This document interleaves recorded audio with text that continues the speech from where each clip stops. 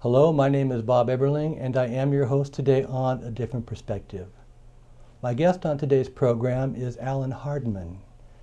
Allan is a Toltec master in the lineage of Miguel Ruiz.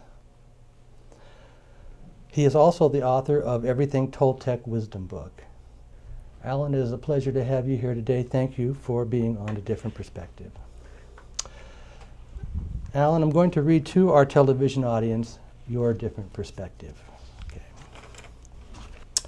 Allan Hardman's background is in spiritual counseling and emotional healing. He is now bringing that experience to the Toltec path. His personal dedication, piercing insight, and compassionate humor create a loving environment that supports each individual's personal transformation in spirit. Allan seems born to teach, and it is clear that he loves to bring people together in the truth of the perfection that they are. His motto is, creating community through love in action. He also has extensive experience as a landscaper and custom gardener. He once managed a natural food restaurant in Vermont and a health food store in Hawaii. He has lived in the interior mountains of British Columbia and loves to travel in the USA and Latin America. Allan has a strong love for Mexico, and that love runs deep. He owns a house in the small beach village of Chacala, which is located on the west coast of Mexico, north of Puerto Vallarta. His dream of building a teaching retreat hacienda has been realized. He and his friends and students come and enjoy the simple rural life of Mexico. Allan Hardman is available in person for consultation and coaching for life's many complicated and difficult issues. He is available by telephone and video. Allan has experience in this field and claims that he can help you to identify beliefs, agreements, and certain untruths that may reside in your mind, and that these untruths can cause limitations in your life. Allan says that his work will hold you in a huge container of acceptance and love, and that you will learn to find that same acceptance for yourself. Allan, welcome to A Different Perspective again. It's nice having you here on the show. Allan, I want to ask you, what is Toltec? Thank you, Bob. It's sweet to be here with you. Oh, I'm glad. And my life just passed before my eyes. That was an incredible introduction. Whoa. Well, that's unusual. Yeah. What is Toltec? Great question. We're talking about a culture, society of people 2,000 years ago in Mexico that gathered in the northern deserts and open plains of Mexico for unknown reasons and came together and built a complex of pyramids called Teotihuacn, which is now about an hour and a half north of Mexico City. And they built other pyramids and had a large culture there.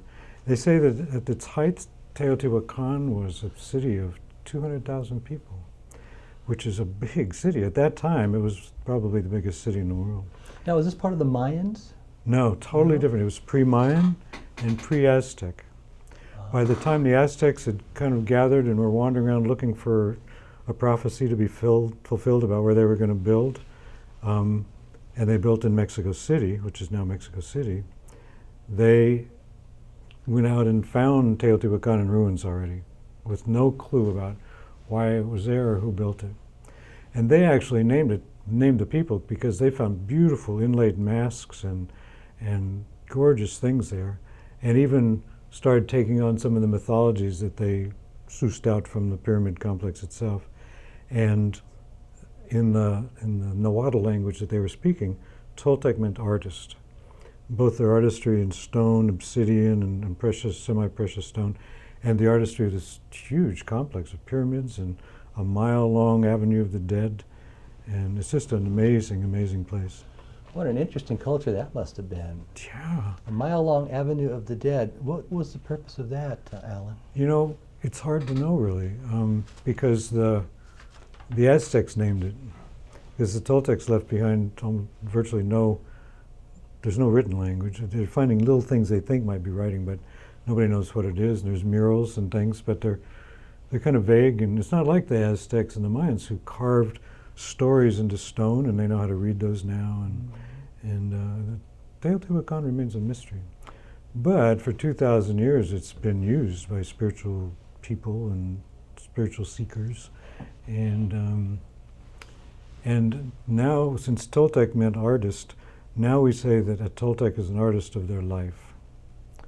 And so our goal as modern Toltecs is to create our lives as a masterpiece of art, knowing that we are artists of our lives, that all of our concepts and beliefs and domestication and how we see the world is what we becomes our life. How we dream into our world is how we create our life, and having awareness of that, and then changing how what's up here, we can change what's out there, and we can become artists of this life that we live and make it a masterpiece with awareness and tools to transform it. So that's essentially the core of what we're doing as modern Toltecs.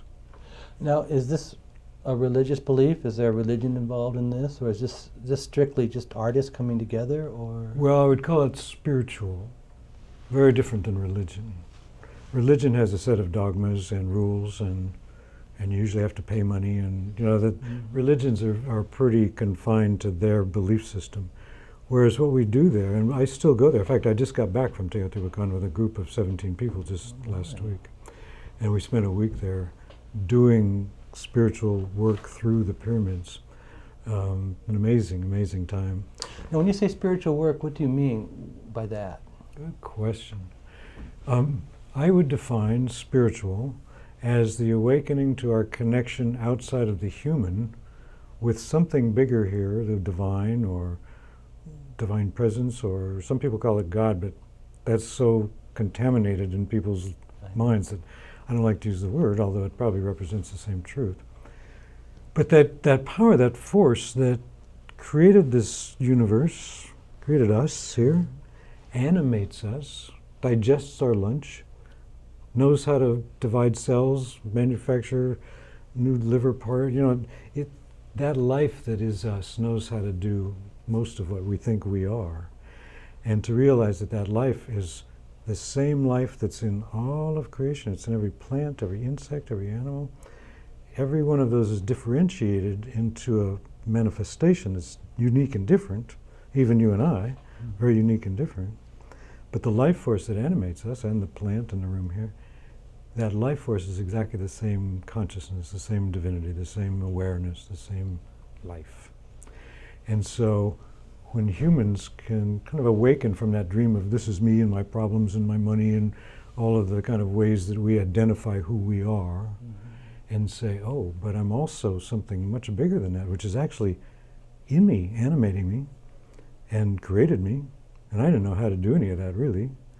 When we connect with that to me is connecting with spirit, that spiritual essence of creation, and that is a spiritual life.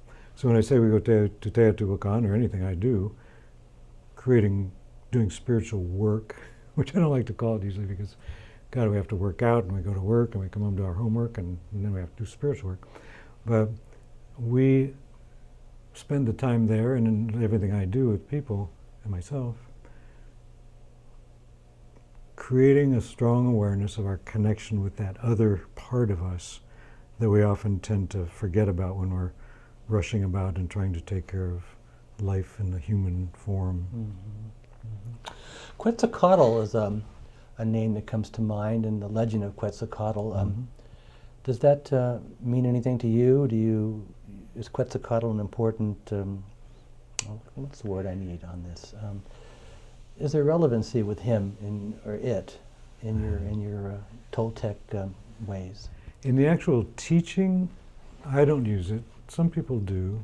There's a lot of fascinating mythologies about who Quetzalcoatl was, or where he came from, or what was going on. That some people say there was a man, much like Jesus, who came and taught, and then went off to sea on a raft of serpents or something like that, and at the end of the teaching in Latin America.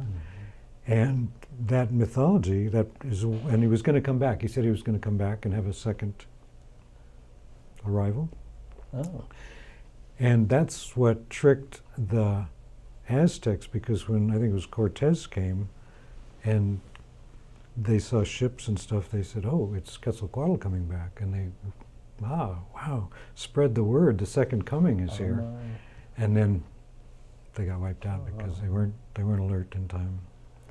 Oh my goodness. There is a pyramid at Teotihuacn, which is the pyramid of Quetzalcoatl, and it was fortunately buried by subsequent building. They built on top of their buildings for centuries and centuries. And when archaeologists pulled this other pyramid off the face of it, they found underneath it a perfectly preserved set of steps with carved heads like this big of Quetzalcoatl all the way down both sides of the steps. Just beautiful. And there's another god that they had called Tlaloc, which was their god of rain and abundance and stuff. And so he's represented on the face of this pyramid too. But it's the Plumed Serpent. And the way I use it in our tradition is that there's three masteries in the Toltec path. There's the mastery of awareness, when we wake up and say, oh my God, I'm making all this up, I'm dreaming this. And the dream I have of what life is projecting into my world and creating my world. Mm-hmm. So we go, oh my God. And then the mastery of transformation is transforming that dream into one that makes us happy, alive, alert, present, and masters of our art, of our lives. Mm-hmm. Then the mastery of intent, which is the third mastery, is the mastery of the new dream, I call it. We sometimes call it the mastery of love, because when we've transformed all those old agreements based in fear and all those old beliefs, and we change those into ones that are proactive and love-based, acceptance-based, we end up just being at peace and in love with everything, in love with the world, accepting the universe as it is. And that's the mastery of intent. And so we say that the mastery of awareness is represented by the serpent, who is crawling through the grass, can't see where he's going, just survival, the food, survival. It's about all the serpent worries about. And that's most humans out there in the world, driving to work, coming home, looking at their paycheck, going to the supermarket, can't buy shoes for the kids, whatever it is. That's the life of most of our human culture. When that awareness comes, oh my God, I have an opportunity to be the master of this life and to create a masterpiece here. The mastery of transformation is where all the tools that the Toltec offer us to change the dream, free ourselves from the old domesticated rules and ideas in our brain, and create a new creation.